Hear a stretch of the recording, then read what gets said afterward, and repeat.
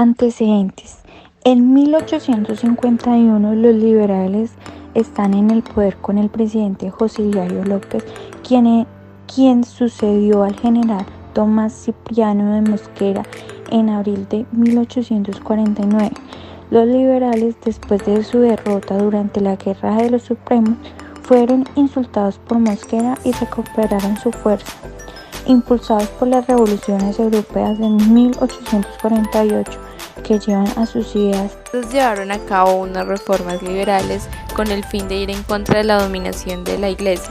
Se basaron en 7 reformas. La primera es la abolición de la pena de muerte por los delitos políticos, la segunda es la institución del jurado, la tercera la libertad de la prensa, la cuarta la libertad de la navegación de los ríos del interior y las fronteras, la quinta fue la abolición de determinados impuestos coloniales como la cabala, el diezmo y el quinto. La sexta fue la reforma a la tierra, la cual consistía en quitarle la tierra a los indígenas y volverlas particulares y del Estado. ¿Qué desató la guerra? El 21 de mayo de 1851 se creó la Ley de Abolición a la Esclavitud y este hecho desató a los conservadores a una guerra con los liberales.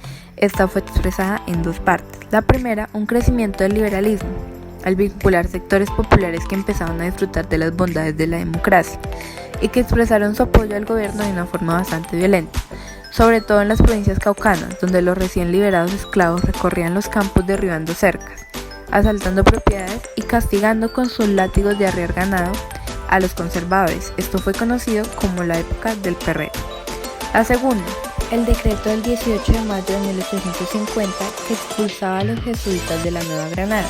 Después de esto, el gobierno expidió la ley que sustraía de los tribunales eclesiásticos el conocimiento de los juicios seguidos a los arzobispos y obispos por mal desempeño de sus funciones, y la que atribuía a los La confrontación del medio siglo se dio a que los conservadores tomaron la decisión de pelear o formar una guerra, ya que iban en contra de la reforma de los liberales. La revuelta de los conservadores se concentró en el sur y el oeste de la Nueva Granada.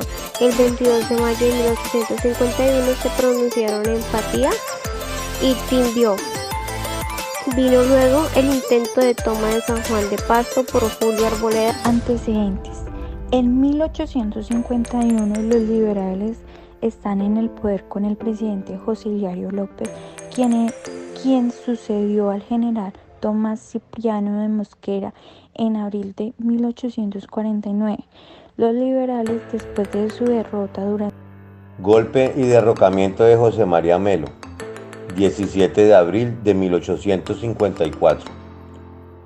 Hacia la fecha, los liberales se dividían entre draconianos, defensores del proteccionismo, y gólgotas, defensores del libre cambio. No se había desarrollado una verdadera industria y la economía se fundamentaba en el comercio y la producción artesanal de algunos artículos de baja necesidad. Existía un debate entre desarrollar la economía partiendo del libre cambio o cerrarla al proteccionismo de la precaria producción artesanal. En 1841, José María Melo regresó a la ciudad de Ibagué, de donde colaboró con la estructuración de las sociedades democráticas. Estas últimas sirvieron como grupo de presión al entonces presidente José María Obando, quien se negó a cerrar el Congreso e imponer una dictadura popular, para evitar encaminar la República hacia el modelo de proteccionismo económico que exigían los draconianos y artesanos. A raíz de la negativa de José María Obando de cerrar el Congreso, el 17 de abril de 1854, los artesanos organizados y movilizados en milicias deciden tomarse el poder y elegir como presidente a José María Melo. Melo tomó el poder, cerró el Congreso y abolió la Constitución de 1853, que se caracterizaba por trazar una política de libre cambio. La permanencia en el poder de José María Melo solo duraría 8 meses, al cabo de los cuales fue derrocado por una coalición entre conservadores y comerciantes liberales, Gólgota.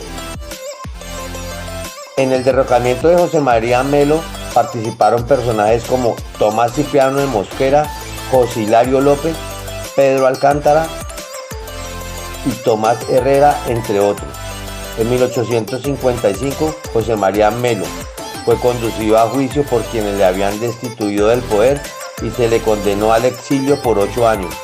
En 1860 falleció en la guerra entre México y Guatemala, a la que decidió participar luego de ser exiliado.